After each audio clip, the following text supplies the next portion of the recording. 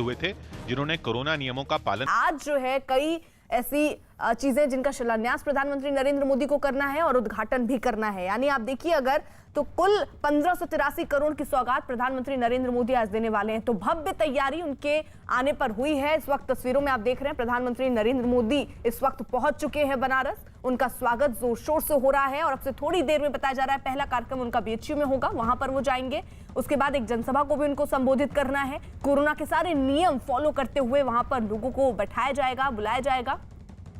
सबसे पहले जब एयरपोर्ट पर प्रधानमंत्री नरेंद्र मोदी देखिए पहुंचे हैं तो वहां पर योगी आदित्यनाथ मौजूद थे, आनंदीबेन पटेल मौजूद थी, राज्यपाल वहां की, और उन्होंने हाथ जोड़कर स्वागत किया, अभिनंदन स्वीकार किया प्रधानमंत्री नरेंद्र मोदी ने। बाकी लोग भी वहां पर मौजूद थे उनके स्वागत के लिए। प्रधानमंत्री नरेंद्र मोदी सबसे मिलते हुए और उनका 5 घंटे का कार्यक्रम बनारस में रहने वाला है।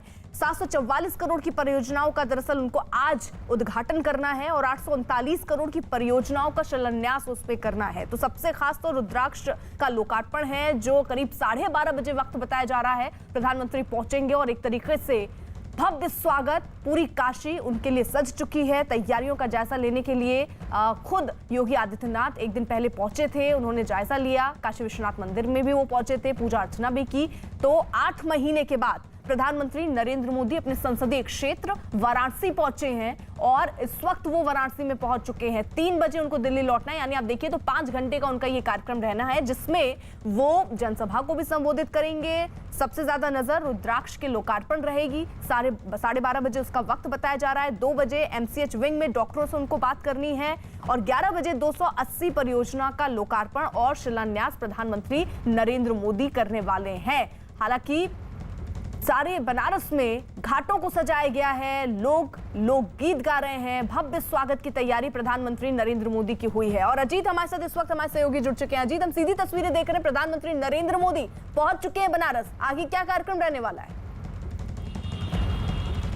देखिए बिल्कुल, प्रधानमंत्री पहुंच चुके हैं। योगी आदित्यनाथ और उत्तर प्रदेश की राज्यपाल ने उनका स्वागत किया और वो सीधे अब बनारस के जो बीएचयू है वहां पर जाएंगे और वहां जनसभा को संबोधित करेंगे और वहीं से वो जो 1583 करोड़ की जो परियोजनाएं हैं, शिलान्यास और लोकार्पण है, उसको वो करेंगे। जिसमें रुद्राक्ष कन्वेंशन सेंटर है जो लगभग 186 करोड़ से बना हुआ है। काशी के जीर्णोद्धार, जो काशी के घाट है उनके जीर्णोद्धार के लिए जो लगभग 6 से 86 करोड़ रुपए है उसका वो उद्घाटन करेंगे। इसके अलावा जो गाजीपुर का रिंग रोड है, आउटर रोड है, उसका वो उद्घाटन करेंगे। तो ऐसी 20 से 22 परियोजनाएं हैं जिनका प्रधानमंत्री शुभारंभ करने वाले, उद्घाटन करने वाले। और बीएचयू के अंदर ही जो महिलाओं की जांच, इलाज और उनकी सुविधा, उनके चिकित्सा की जो व्यवस्था की गई है वहां उसका उद्घाटन करेंगे। क्योंकि वहां बहुत सारे लोग आते हैं, 5 से 10 हजार लोग अलग अलग राज्यों के बीएचयू में आते हैं। ओपीडी है महिलाओं और बच्चों की, तो उसका वो शुभारंभ करने वाले हैं। चिकित्सकों से बात करेंगे, इसके साथ ही जनसभा को संबोधित करेंगे और सबसे ज्यादा नजर अर्पिता जनसभा पर रहेगी कि प्रधानमंत्री क्या बोलते हैं। क्योंकि वो जब काशी आते हैं तो कोई न कोई ऐलान करते हैं, कोई न कोई ऐसी बात करते हैं जो उत्तर प्रदेश की सियासत में भी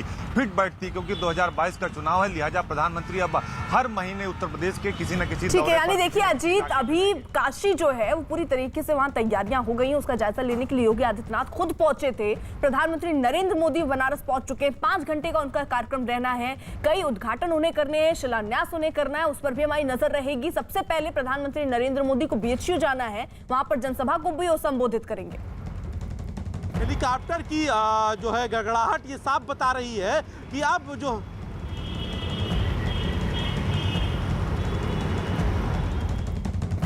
तो फिलहाल देखिए प्रधानमंत्री नरेंद्र मोदी जो हैं वो बनारस पहुंच चुके हैं। बीएचयू उनको पहुंचना है, अब तो थोड़ी देर में वो वहां पहुंच जाएंगे और उसके बाद जनसभा को भी उनको संबोधित करना है। हालांकि जब वो एयरपोर्ट पहुंचे तो वहां पर राज्यपाल आनंदीबेन मौजूद थी और मुख्यमंत्री योगी आदित्यनाथ भी। देव दीपावली काशी में ही मनाई थी। उसके बाद जैसे ही देव दीपावली खत्म होती है, नए साल में फरवरी मार्च के बाद उन्होंने संकेत करना शुरू कर दिए थे कि लोग थोड़ा सा कोरोना की दूसरी लहर है। होली के बाद उनके आने का प्रोग्राम था, लेकिन उस वक्त कोरोना की दूसरी लहर अपने चरम पर थी। लेकिन प्रधानमंत्री भले ही सशरीर बनारस में ना मौजूद हों, लेकिन लगातार बनारस के अधिकारियों से, बनारस के लोगों से, बनारस के व्यापारियों से, कारोबारियों से, नेताओं से, पब्लिक से लगातार वीडियो कॉन्फ्रेंसिंग के जरिए, ई संवाद के जरिए वो जुड़े रहे। बनारस की बात करते रहे और बनारस से बनारस की बात नहीं की उन्होंने, बल्कि पूरे भारत में, चाहे वो गांधीनगर हो गुजरात का, चाहे वो मध्य प्रदेश का भोपाल हो, हर जगह उन्होंने ब्रांड बनारस की बात की और कोरोना को लेकर यहाँ के अफसरों की, यहाँ के डॉक्टरों की हर मंच पर तारीफ की।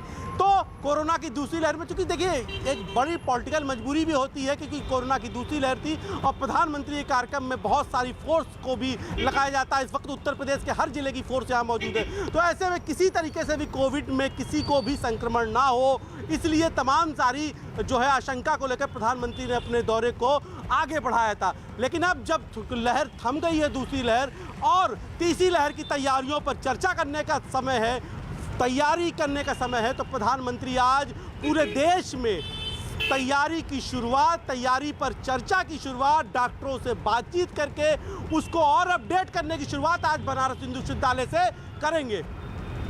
बिल्कुल, तो देखिए प्रधानमंत्री नरेंद्र मोदी सौगात देने वाले हैं और उसी का इंतजार काशीवासी भी कर रहे हैं। प्रधानमंत्री नरेंद्र मोदी, क्योंकि देखिए 8 महीने बाद, क्योंकि कोविड की परिस्थितियों से देश जूझ रहा था, इसलिए वो बहुत आ नहीं पाए बनारस, लेकिन 8 महीने के बाद आज प्रधानमंत्री नरेंद्र मोदी बनारस पहुंचे हैं और जब बनारस पहुंच रहे हैं तो आज वो क्या कहते हैं, जब जनसभा को संबोधित करेंगे उस पर भी नजर रहेगी। बहुत खास होगा वो, लेकिन एक खास सौगात लेकर वो बनारस पहुंच रहे हैं। 1583 करोड़ की सौगात बनारस वासियों को मिलने वाली है।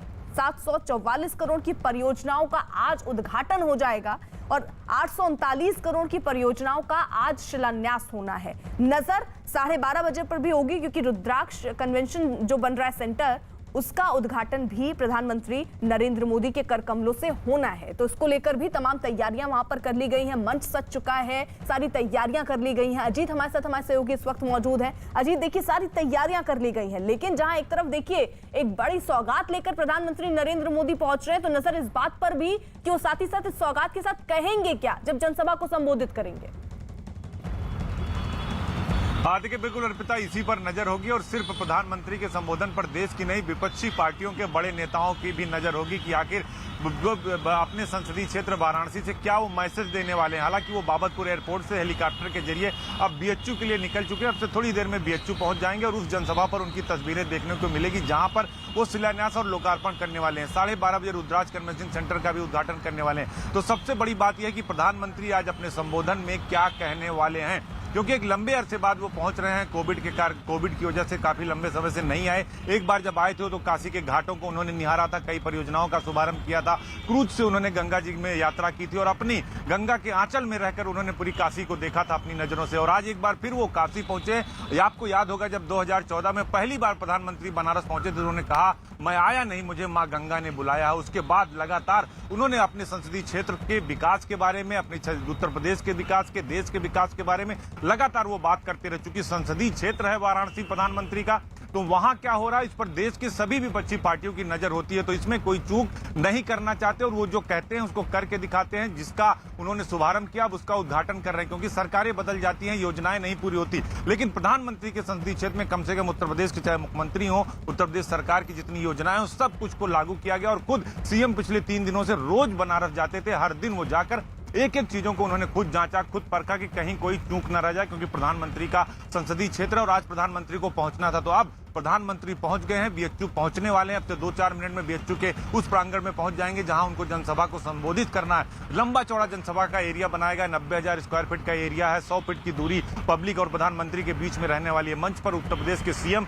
और जो आनंदीबेन पटेल है उत्तर प्रदेश की राज्यपाल, वो भी वहां पर मौजूद रहेंगी। मुख्यमंत्री का भी संबोधन होगा, उसके बाद प्रधानमंत्री का संबोधन होगा। और ये देखना होगा कि प्रधानमंत्री आज अपने संसदीय क्षेत्र यानी बाबा विश्वनाथ की नगरी, मां गंगा की नगरी से देश को क्या संबोधित करते हैं और विपक्ष को क्या सियासी जवाब देते हैं। क्योंकि पूर्वांचल की 150 सीटें हैं जिस पर सबकी नजर होती है और पूर्वांचल में एक पकड़ बनाने की कोशिश तो चाहे अखिलेश यादव हो, मायावती हो, प्रियंका गांधी हो, असीसुद्दीन ओवैसी हो, सभी लोग करते हैं, लेकिन उसमें कामयाब होते हैं नहीं होते, क्योंकि प्रधानमंत्री बनारस से आते हैं और गाजीपुर से ओम प्रकाश राजभर आते हैं, अखिलेश आजमगढ़ से सांसद है, तो सबकी निगाहें उधर रहती। तो ये देखना होगा कि जब प्रधानमंत्री मंच पर पहुंचते हैं तो वो किस तरह तरह काशी को सौगात देते हैं और सियासी पार्टियों को किस तरह आड़े हाथों लेते हैं और क्या बोलते हैं, इस पर सबकी नजर होगी अर्पिता। बिल्कुल, और देखिए नजर तो इस बात पर भी अजीत, क्योंकि 744 करोड़ की परियोजनाओं का तो आज वो उद्घाटन करने वाले हैं। सौगात तो वो 839 करोड़ की और दे जा रहे हैं शिलान्यास के माध्यम से। यानी अभी ऐसा नहीं कि सौगात का जो सिलसिला है वो पूरा हो गया है, नई नई योजनाएं बनारस के लिए लाई जा रही हैं, उनको पूरा करने के लिए पूरा जोर शोर लगाया जा रहा है। देखिए बिल्कुल 700 करोड़ के आसपास का तो विश्वनाथ कॉरिडोर है, जिसमें मां गंगा को बाबा विश्वनाथ के मंदिर से मिलन कराया जा रहा है। उस पूरे एरिया को 400 से 500 मीटर का जो एरिया है वो 4 लेन की तरह बनाया जा रहा है। जो मंदिर है उसमें 80 से 85 मंदिर है, उनका जीर्णोद्धार किया जा रहा है। तो विश्वनाथ कॉरिडोर भी आने वाले 2-3 महीने में पूरा हो जाएगा अर्पिता। इसके साथ ही लगभग 800 करोड़ का वो उद्घाटन करेंगे, तो लगभग इतनी करोड़ की परियोजनाओं का, 750 करोड़ की परियोजनाओं का जो शिलान्यास भी करेंगे। यानी आने वाले समय में भी काशी के लोगों को सौगात मिलती रहेगी। बनारस को टोक्यो बनाने का जो उनका सपना है, इसीलिए वो जापान के लोगों से बात करते हैं। जो उनका संबंध है रुद्राज कन्वेंसिंग सेंटर, उसका एक उदाहरण है, जो 186 करोड़ रुपए से बनकर तैयार हुआ। 12:30 बजे वहां पहुंचेंगे, जापान के लोग भी रहेंगे, बड़े उच्चाधिकारी रहेंगे, जो दूत है वो राजदूत है वो रहेंगे, तो उसका भी वो शुभारंभ करने वाले हैं रुद्राज का पेड़ लगा के। तो कहीं ना कहीं एक मैसेज देने की कोशिश प्रधानमंत्री की तरफ से जरूर ये किया जा रहा है कि वो जो कहते हैं उसे कर दिखाते हैं, और काशी का विकास की जो रफ्तार है वो आगे यूं ही चलती रहेगी और तेजी से बढ़ती रहेगी। लेकिन अगर अजीत चुनावों के मद्देनजर देखा जाए तो एक बड़ी योजना यहां पर बीजेपी की नजर भी आ रही है। प्रधानमंत्री नरेंद्र मोदी आज बनारस पहुंच रहे हैं। जानकारी तो ये है कि वो एक महीने में देखिए पहुंचते रहेंगे यूपी के अलग अलग जगहों पर, और साथ ही साथ एक मुख्य एजेंडा तो विकास ही नजर आ रहा है, क्योंकि आप परियोजनाओं का उद्घाटन कर रहे हैं, शिलान्यास कर रहे हैं। तो एक सीधा मैसेज जनता के सामने तो यही बीजेपी की तरफ से रखी जा रही है कि विकास ही उनका एजेंडा रहने वाला, और इसी के साथ चुनाव में उतरेंगे। देखिए बिल्कुल उत्तर प्रदेश के 9 मेडिकल कॉलेजों का भी शुभारंभ आज होना है, हाथरस से लेकर गोरखपुर से लेकर अलग अलग इलाकों में, क्योंकि उत्तर प्रदेश में अब 48 मेडिकल कॉलेजेस ट्रामा सेंटर हो जाएंगे, और जो जिले बचे हैं वहां भी मेडिकल कॉलेज के लिए जमीनें जो है खोजी जा रही हैं। तो स्वास्थ्य के क्षेत्र में उत्तर प्रदेश कैसे आगे बढ़ेगा, इस दिशा में मुख्यमंत्री ने पहले ही प्रधानमंत्री से अनुरोध किया था, तो उसको लेकर केंद्र मदद कर रहा है उत्तर प्रदेश सरकार की, और उत्तर प्रदेश के सीएम ने भी प्रधानमंत्री का आभार पहले जता चुके हैं कि हमें स्वास्थ्य सेवाओं में कम से कम आत्मनिर्भर हो जाएं। तो कहीं ना कहीं जो दौरा प्रधानमंत्री का हर महीने उत्तर प्रदेश में प्रधानमंत्री किसी न किसी क्षेत्र में रहेंगे। कल बीजेपी की कार्य समिति की उत्तर प्रदेश की राजधानी यहाँ लखनऊ में बैठक भी होगी अर्पिता। तो एजेंडा जो है वो 2022 का चुनाव, और सबसे बड़ा एजेंडा है कि नाम और काम के आधार पर ही उत्तर प्रदेश में चुनाव होने वाला, और केंद्रीय नेतृत्व प्रधानमंत्री ने पहले इस बात को साफ कर दिया था कि उत्तर प्रदेश का जो चुनाव होगा वो योगी आदित्यनाथ के नाम पर होगा और विकास के नाम पर होगा। केंद्र की जो 7 योजना है, सौभाग्य योजना, उज्ज्वला योजना, प्रधानमंत्री आवास योजना, मत्स्य योजना, इन सब जो 7 योजनाएं प्रधानमंत्री की, और इसके अलावा 8 योजनाएं उत्तर प्रदेश की, यानी 15 योजनाएं ऐसी हैं देश और प्रदेश की, जिसको लेकर उत्तर प्रदेश में 2022 का चुनाव होने वाला। चेहरा योगी आदित्यनाथ होंगे और प्रधानमंत्री इसकी पूरी कमान संभालेंगे। और ये भी कहा जा रहा है तो देखिए बनारस जो है वो सज चुकी है, और अब प्रधानमंत्री नरेंद्र मोदी पहुंच भी चुके हैं। इंतजार है कि वो कब बीएचयू पहुंचते हैं और जनसभा को संबोधित करते हैं। इन खबरों के साथ, इन तस्वीरों के साथ लौटेंगे। आप बने रहिए News 18 इंडिया के साथ।